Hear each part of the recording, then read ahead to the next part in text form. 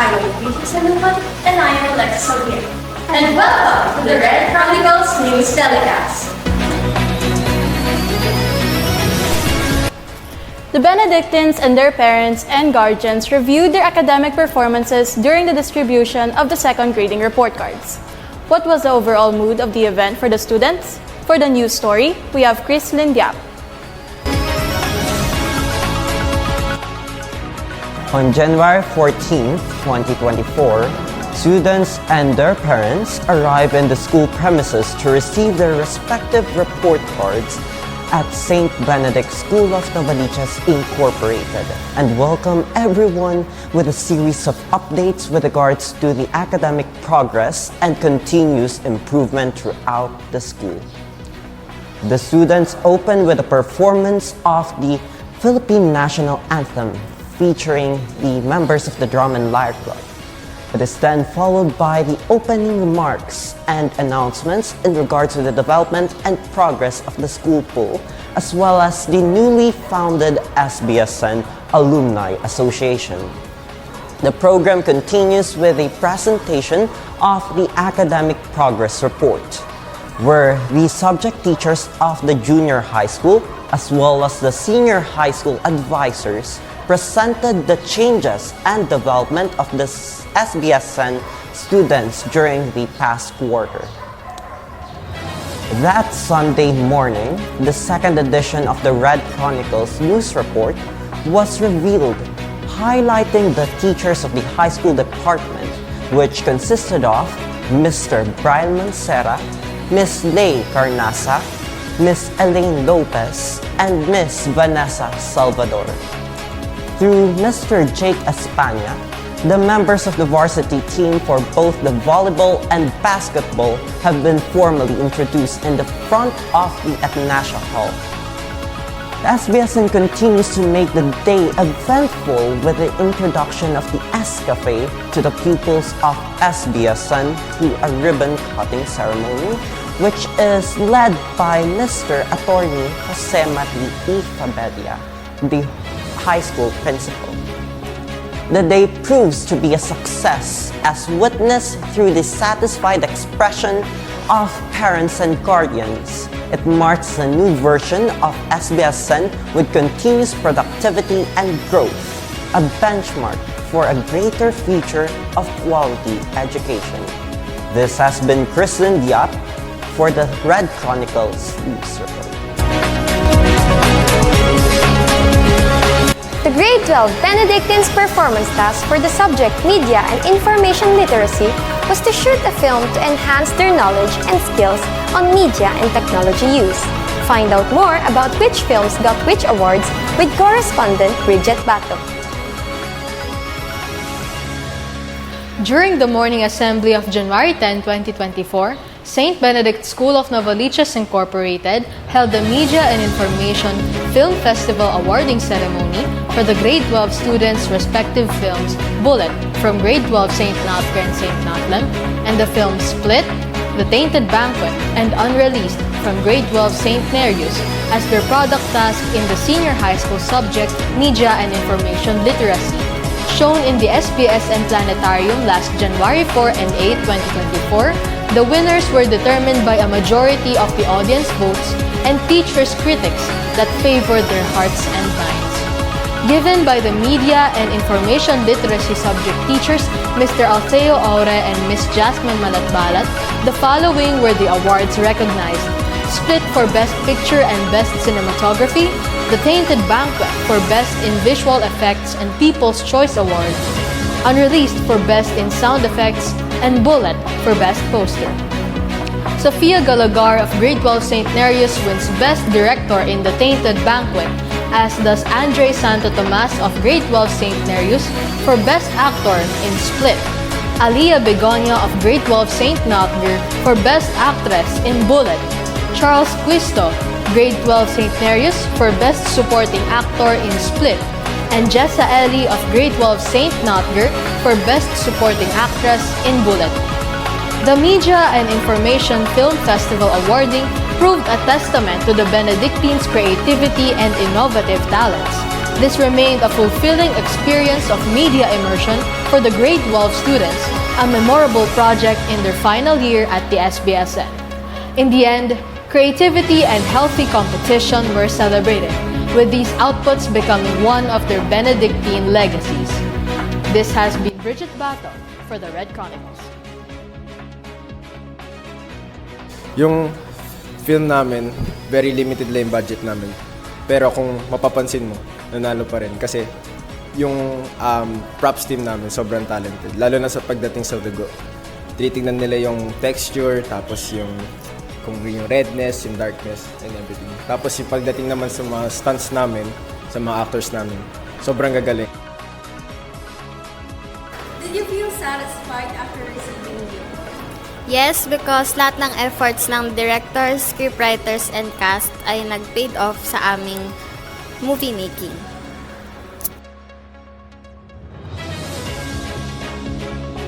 The Boy Scouts and Girl Scouts of the Philippines Clubs of St. Benedict School of Novaliches had finally institutionalized their membership and identity as Scouts of the Public. For the news report, we have Jovec Domingo.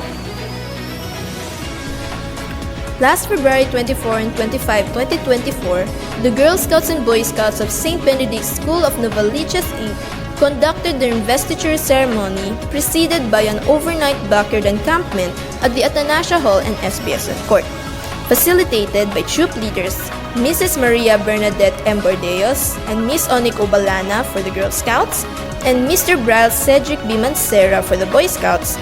The two-day Scout ceremony consisted of activities that aimed to deepen the concepts of brotherhood and sisterhood through a fellowship, apply acquired skills through an encampment, and fulfill their Scout duties more meaningfully.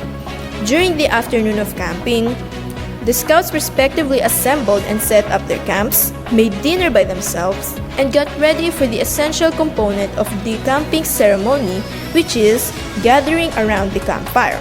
The Girl Scouts crafted their patrol flags and composed a yell per troop. On the next day, the Scouts woke up at 4 o'clock a.m. and got ready for the day's activities and games with a series of exercises, breakfasts, and preparations during the morning, ultimately leading to a brutal fight for lunch. For highlights before the afternoon's awarding ceremony, the Boy Scouts held a flag hunt and an experience storytelling, while the Girl Scouts performed knot tying and played palarong Pinoy games. Finally, respective investiture candlelighting ceremonies were conducted for the Girl Scouts and Boy Scouts. The Girl Scouts consisted of the recitation of the Girl Scout Promise and Law, donning of cadet scarf, GS pin and world pin, and the GSP sign and handshake. The Boy Scouts recited the Scout Oath and Law, Scout Vision and Mission, and introduction of BSP institutional head, outfit advisors, and unit leaders, ending their ceremony by singing Messengers of Peace. The Girl Scouts and Boy Scouts are now officiated in the spirit of fellowship and honor. This is Jovec Domingo from the Red Chronicles, signing off. As part of our civic duty to be sustainable in the waste we produce, the SBSN Supreme Secondary Learners Government had initiated the program of converting oil cans to color-coded recycled trash cans. A news report by Chrislyn Tiap.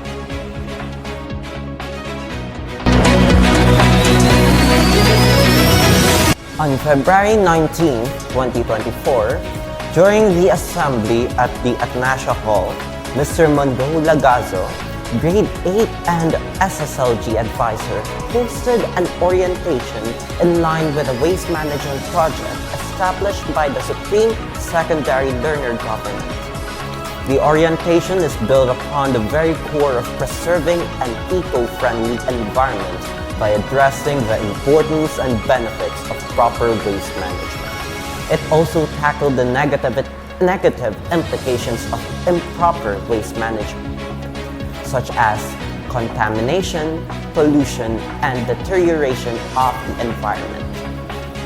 It instills in the students of St. Benedict School of Novaliches Incorporated the values of responsibly handling and disposing of waste through the 3 R's principle: reduce, reuse, and recycle.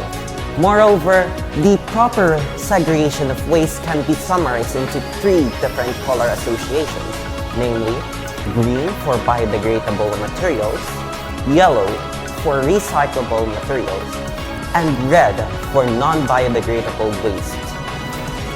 The Waste Segregation Project encourages the high school department as a whole to participate in bringing this cause into action.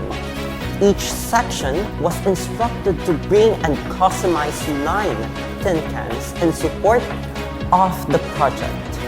It is a collaborative effort to construct trash cans that would enforce a system of order through segregation. As Benedictines, we strive to create a meaningful community that takes the environment as an accountability and as a value to take at heart. This has been Kristen Siap for the Red Chronicles News Report. In precaution of the uncertain high school life, several anti-bullying lectures were held during various morning assemblies at the Atanasio Hall. Bullying will always be an issue that should be acknowledged. For this news report, we have Angeli Geronimo and Lexi Drapite. On February 5, 2024, St. Benedict hosted a seminar for the high school department and grade school department against bullying. The Anti-Bullying Act of 2013 and other forms of bullying such as verbal and cyberbullying were discussed at the high school seminar for the pupils. Additionally, they talk about the negative effects of bullying on the school grounds.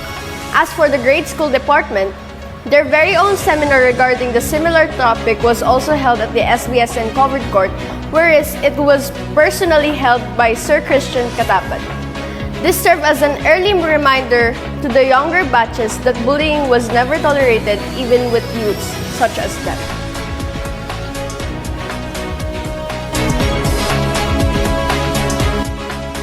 He described the act as simply nefarious and should never be attempted, more specifically on the grounds of SBSN. The school adhered to a vast amount of strict rules, including those involving the concept of bullying. With the closing remarks coming to a close, all students were once again reminded to either speak up or admit to their mistakes now, especially with the school's eyes more watchful than ever for repeat offenders, even outside the building premises. And Lexi Drapite for the Red Chronicles. We are live here at the SBSN Atanasio Hall for the seminar against Anti-Bullying Act of 2000. So, good morning, Flor. Kamusta naman yung experience mo dito sa seminar ngayong umaga? Okay naman, and marami ako natutunan about sa bully at kung paano maiwasan at na totoong dapat dito gawin at dapat maging mabait tayo sa isa't isa. This has been Angeli Geronimo reporting for SBSN News Live. This is Lexi, and we are live here today at the SBSN Covered Court for the Grade School Anti-Bullying Seminar. What did you learn about today's seminar? I learned po today's seminar is to stop bullying po. Pag may nakita po kung nambubuli, i-report po agad sa mga teachers po and pag nakita po may nambubuli, be the bigger person po and dapat po i-handle po yung situation na yon para po makahelp rin po ako sa mga nabubuli po tao. This has been Lexi reporting for SBSN News Live. Up next, the SBSN School Fair 2024, Ash Wednesday, and the Valentine's Day Color Coding Activity. Stay tuned for more. The Red Chronicles will return shortly.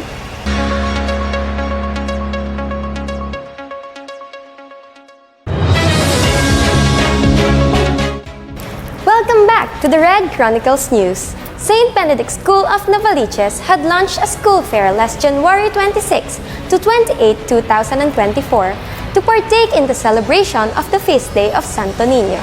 Starting with the fun run aimed as a bonding activity with families, learn more with our correspondent Joaquin Villa.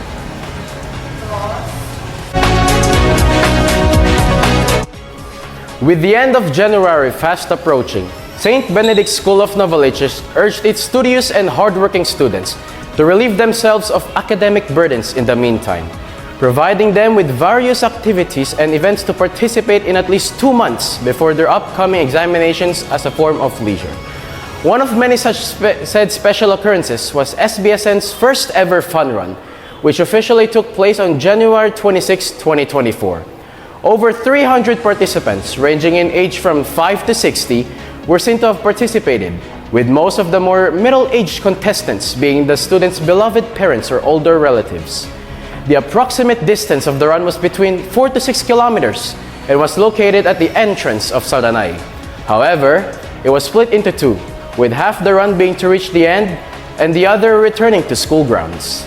By the end of the aforementioned run, countless students congratulated their fellow classmates for managing to make it through all, if not the majority of the checkpoints, creating an atmosphere fit to shape multiple smiles along the way. Overall, everyone who gladly took part in the said event was more than enthusiastic to express their thoughts freely on how enjoyable it was and how they would likely be there the next time if it were to ever take place again. Additionally, they also commented on how SBSN finally opened its closed gates for more amusements to offer their students was an excellent decision to have been made, with numerous of the interviewees hoping for more to come. This has been Joaquin Villa for the Red Chronicles.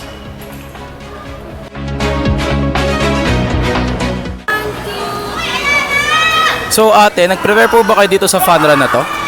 Hindi. Talagang pumunta lang ako para sa enjoyment. Para sa enjoyment po. So, how was your experience overall? Napagod, pero masaya. Kasama ko mga kaibigan ko eh. In-expect nyo po bang manalo sa fun run? Naisip ko na rin kasi pag walang mga varsity na atlet na tayo, sigurado na ako. Kasi dati akong varsity ng FEU. So overall po, ano po yung experience? Fun po ba? Nakaka-refresh kasi na-enjoy ko rin na parang bata na rin ulit ako, parang high school ako. So kuya, bakit nyo po yung nagahan? Kasi nung narinig ko na meron daw early bird award, yun na lang talaga yung kukunin kong award, di na yung first place. Yun na lang talaga yung motivation ko. So this has been Joaquin Villa from SBSN News Live. The school fair had been a highlight of the Benedictines' year, a thriving marketplace of students' creations and ambitious businesses. For this coverage, we have Jasmine Aventaño and Nicole Diasis. St. Benedict School of Novaliches organized its first ever school fair for both the elementary and high school departments for 3 days from January 26 to January 28, 2024. Arranged by the school's faculty as a recreational activity for the students and guests to enjoy, the fair featured multiple booths and stalls. It also provided an opportunity for some students to be involved in the fair by setting up their own venues, ranging from food stalls to game booths, as well as some carnival rides and attractions for more activities for the students to enjoy. Students can take part in a few select sports in booths such as the basketball booth, darts booth, and even in esports or electronic sports, while other booths allow students to show their talents, namely the dance booth and the karaoke booth. Merchandise like clothes, charms, jewelry, and other trinkets were sold by multiple stands, with some offering their services like tarot reading, mail service, and photo booths. There were also booths focused on interactive experiences, namely the dedication booth and the jail booth. Food stalls also offered a numerous assortment of meals, ranging from fast foods and street foods to desserts and pastries. This has been Jasmine Avendaño.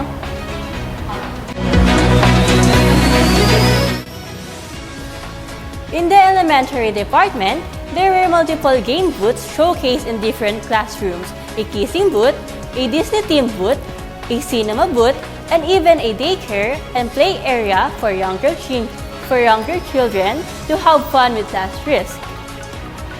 All in all, the school fair provided relaxation and enjoyment for students, as well as a successful learning experience for those interested in starting their businesses. Both of the school's departments were also able to interact with each other, and though the entertainment booths and food stalls were divided between them, all students were free to roam on both sides of the school fair to experience all the given venues. And Nicole Diazis for the Red Chronicle News.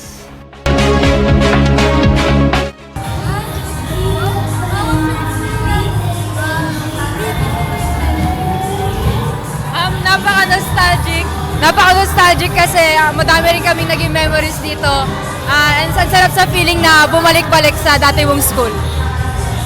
Ayun, same din sa sagot ni Gian. Ay, nostalgic na siya because of the memories na ginagawa namin dati. And also, it's good to be back para makita yung mga kapwa alumni and Benedictines dito. Nakaka-excite lang. Tapos yun nga, nostalgic. Gaya ng sagot. Pero yun, kasi nga, parang ngayon ang dami ng bago. Tapos, ang saya bumalik.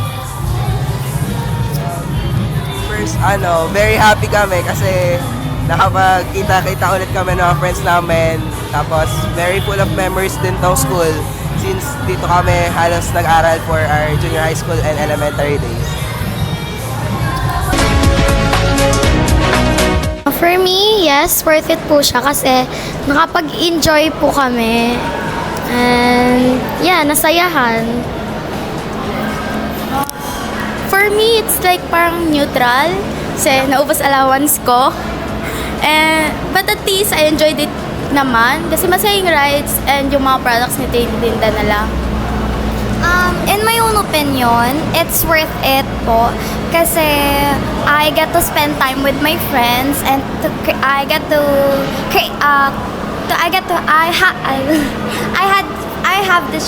the chance to create new memories with my friends and to spend time with my family.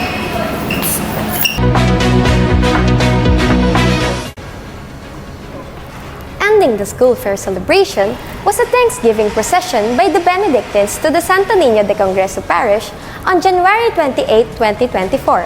A report by Angeli Geronimo.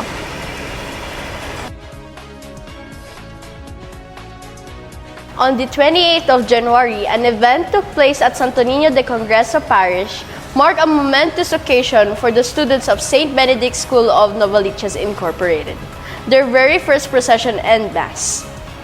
The different clubs within the school community such as Math, AP, Filipino, Science, English, SSLG, Pep Squad, Language, Choir, Boy Scouts, and Girl Scouts were actively involved in this event. Each club was assigned to its designated position to ensure the smooth and orderly procession. As the students made their way toward the church, they remained mindful to minimize any disruptions to traffic to prioritize safety and efficiency. Upon the arrival at the church, students were promptly directed to the designated area on the second floor, where they were asked to take their places and await further instructions. At exactly 6 p.m., the Mass commenced and continued until 7 p.m. This gathering was held to commemorate the public ministry of Jesus and serve as a reminder of the biblical characters. It was time for reflection and deepening of faith for all those in attendance. The professionalism displayed by each club during this event was truly commendable and added significance to this already monumental occasion. This has been Angeli Geronimo for the Red Chronicles.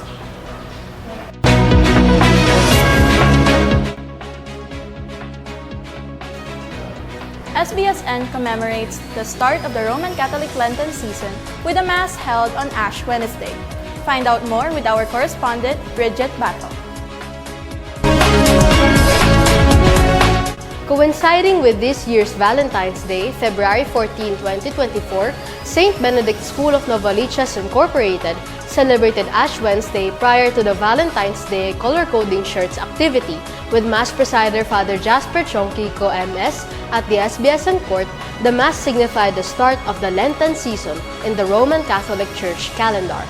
The Lenten season marks a period of repentance and mourning for the sins that Jesus Christ died on the cross for in salvation of the human race. The ritual of the Mass included the imposition of ashes on the forehead as a recollection of human mortality, symbolizing death and repentance. Matters of the heart are the heart of the matter. As we journey in the season of Lent, let us journey towards our hearts. Ends Father Jasper in his homily for the Benedictines. All in all, Ash Wednesday is a day of checking the heart of each and everyone, not by the pleasures it receives, but by the holiness one does in his or her deeds and values, especially in the Lenten season. This has been Bridget Bato for the Red Chronicles. Coincidence or not, Valentine's Day 2024 landed the same day as Ash Wednesday, and Benedictines continued to spread love, kindness, and a few mixed signals. A news story by Joaquin Villa.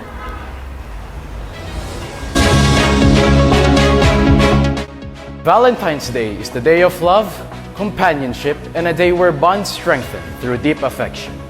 St. Benedict School of Novaliches High School Department celebrated Valentine's Day last February 14, 2024, coinciding with Ash Wednesday, by which students wore color-coded shirts to signify their current status on love. The activity was initiated by the Supreme Secondary Learner Government and was observed during the afternoon classes after the Mass for the Ash Wednesday. Overall, this day of collective affection ended on a good and sweet note. The next events that St. Benedict School of Novaliches will be hosting are sure to be as fun, if not even more fun than the last. This has been Joaquin Villa for the Red Chronicles. Valentine's meant to me is a season of love. Orange kasi umaasa pa rin ako kahit wala kaming pag-asang dalawa. Pero, no, kahit na ganon, meron naman akong mga itlog na nasa likod. Ayan. Mukhang mahal naman nila ako kahit hindi. Ayun, thank you.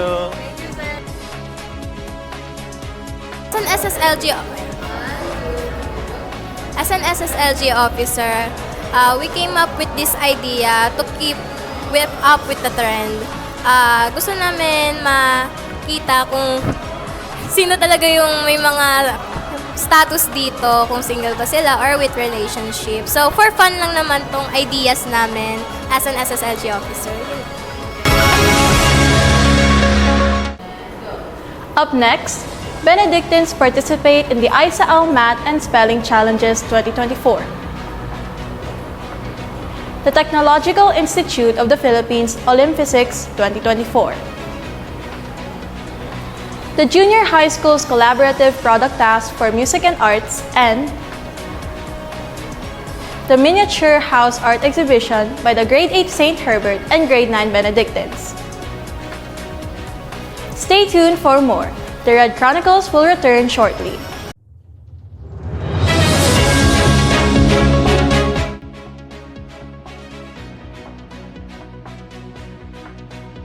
Welcome back to the Red Chronicles newscast. The Inter-School Academic and Athletic League held the annual Math Quiz B last February 17, 2024. 6 Benedictine representatives were sent to Escuela de Sofia of Caloocan Incorporated. For this news report, we have Dustin Amiana. The recent Inter-School Athletic and Academic League, ISAAL Math Quiz Challenge 2024, held in the Escuela de Sofia of Caloocan Incorporated last February 17, Saturday, attests to the mathematical competency of Benedictines, serving as a rock-solid assurance of the educational integrity of SBSN in mathematics. The representatives were selected from grade 7 to 12 through scrutinizing rounds of elimination. They managed to seize distinguishable standings among other participants.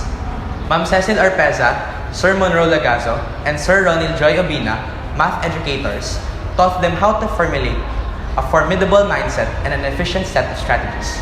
Sir Monroe reported that for junior high school representatives, the quiz spans of topics covered from 1st to 3rd grading periods.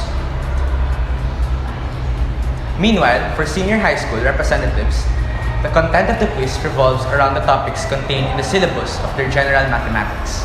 Moreover, for grade 7 to 9 tutees, the training period took 2 weeks. For grades 10 to 12 tutees, on the other hand, the preparations were wrapped up within 2 days only.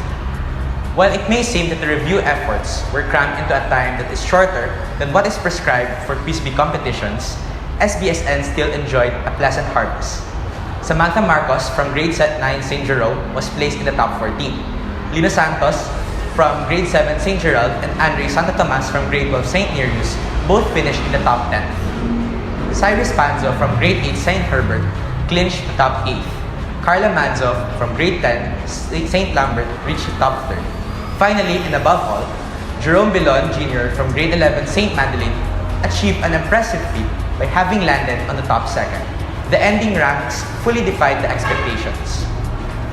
Through a constancy in quality standard math education, we can expect more Benedictines to triumph in quiz bees and similar events celebrating academic excellence.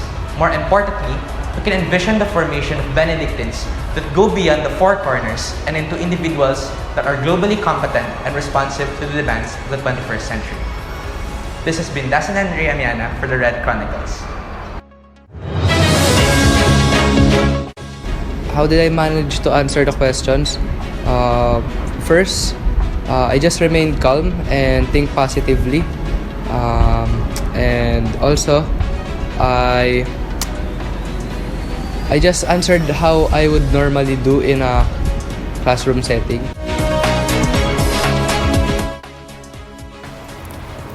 The following week after Isaal's Math Challenge was the Isaal Spelling Bee Challenge, where our Benedictines spelled Benedictine excellence.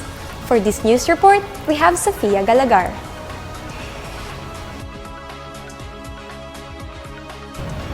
In its second year of face-to-face classes, St. Benedict's School of Novaliches Inc. participated yet again in the Inter-School Academic and Athletic League's Spelling Bee Challenge 2024. Conducted last February 24, 2024 at Our Lady of Fatima University, Quezon City, Benedictines placed among the top 15 students who scored highest in the high school division out of the 57 participating schools. The Isaal Spelling Bee Challenge consisted of a total of 30 words, 10 questions for each level, easy, average, and difficult. Provided were the definition, sentence example, and pronunciation of the words asked. The purpose of this annual academic competition is to test the knowledge of the students' familiarity with the rich English language and empower the academic excellence reading in each of the student representatives. The following were the Benedictine representatives. Marie Jude Doble of grade 7 St. George, which placed 6th. Mary Ruelas of grade 8 St. Herbert, 14th placer. Elizabeth Marcelo of grade 9 St. James. Carla Manzo of grade 10 St. Lambert. John Mark Blair of grade 11 St. Madeleine, 13th placer. And Bridget Bato of grade 12 St. Nothlem, 8th placer. Trained by the English teachers, Miss Jasmine Malatbalat, Miss Elaine Lopez, Miss Wena Meriales, and Mr. Bral Mancera. The English teachers accompanied the students at the venue with the school's beloved guidance counselor, Mr. Christian Katapat. Some of the Benedictine representatives for each level were selected from the winners of the English Month Spelling Bee competition conducted inside the school last November 15, 2023. Awarded by the Isaal Committee with Isaal founder and president Sir Dennis Balcudera, the event ended in a celebration of academic excellence and healthy competition aligned with Isaal's vision and mission for learners of the Philippines. This has been Maria Sofia Galagar for the Red Chronicles. Words were very confusing because the way that they pronounced the word was with an accent. And most of the words that I've studied or reviewed for was the hard and difficult words. So it made me really get confused with the average and easy round. But I got through it, and I was really used to the difficult and hard words.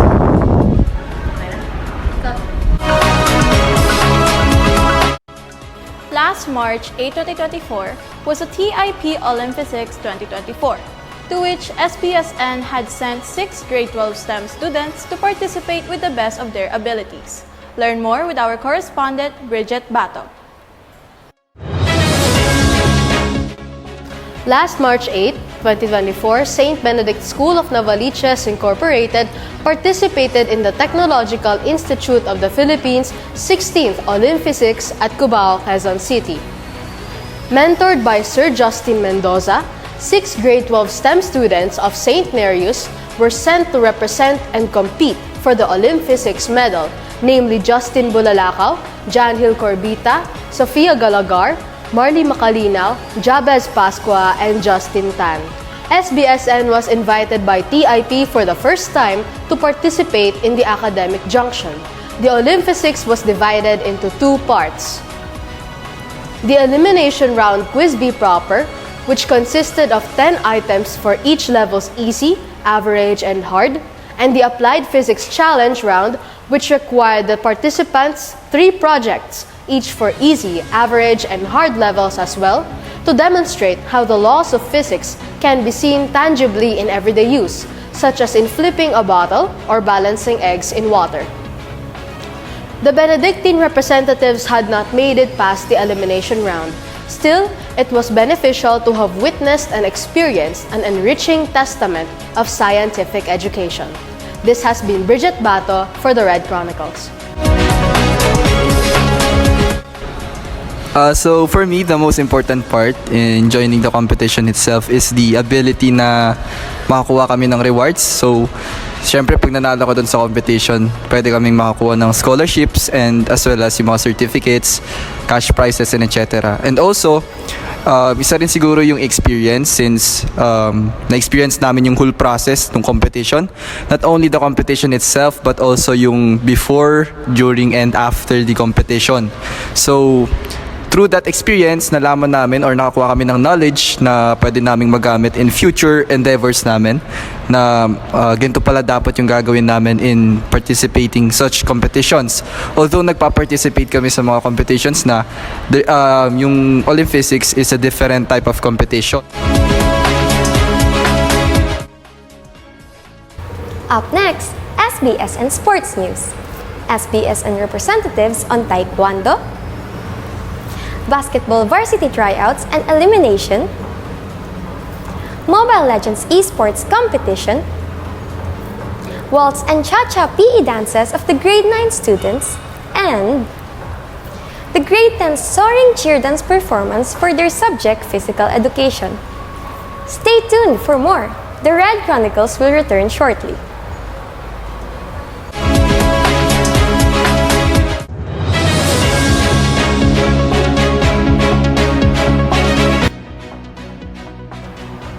Welcome back to the Red Chronicles newscast. SBSN students showcases athletic discipline with disciplined kicks of sportsmanship at the Taekwondo Division meet. A sports news story by Nadine Susana. Benedictines Rangel Shonko and Joshua Querido of grade 7 St. George bagged gold medals at the Pumsay secondary category of the Division Meet Taekwondo held last February 24, 2024 at the Gregorio de Jesus Elementary School in South Caloocan City. Trained by Coach Frankie Viesca and accompanied by Mr. Jake Espana, PE teacher, and Miss Carla Sapalaran, class advisor. At the event, Shonko and Querido had showcased the Taeguk 5 sequence consisting of the movements low block, up block, out in block, side kick, front kick, forward stance, back stance, and back fist.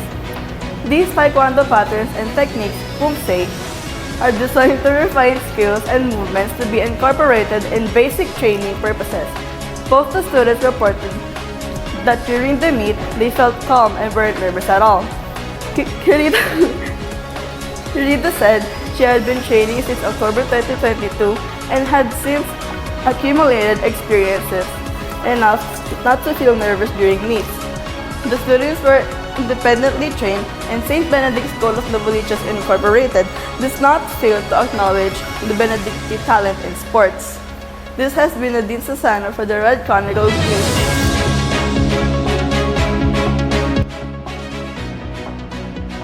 For physical education performance tasks, the grade 9 students glided gracefully as they performed waltz and cha-cha dances last February 21, 2024.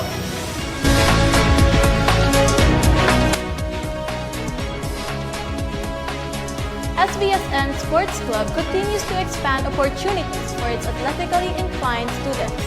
Find out more about the basketball club's tryouts and elimination with Nathan Gaviola.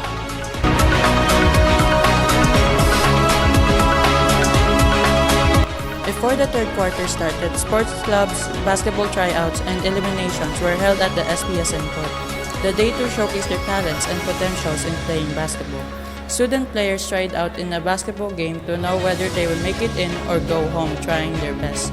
On the first day, they were directed by the professional and skillful coach Gabe Earl Avelino, who will be their guide till the very end to develop their true talent in playing basketball.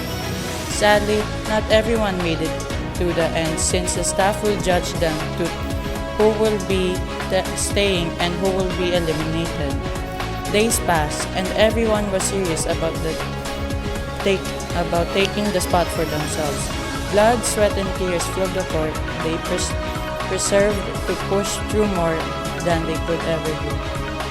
Great passion was shown throughout these sessions, but on the final day, the same day as the distribution of cards, January 14, 2024, is the elimination round where the names who passed was announced.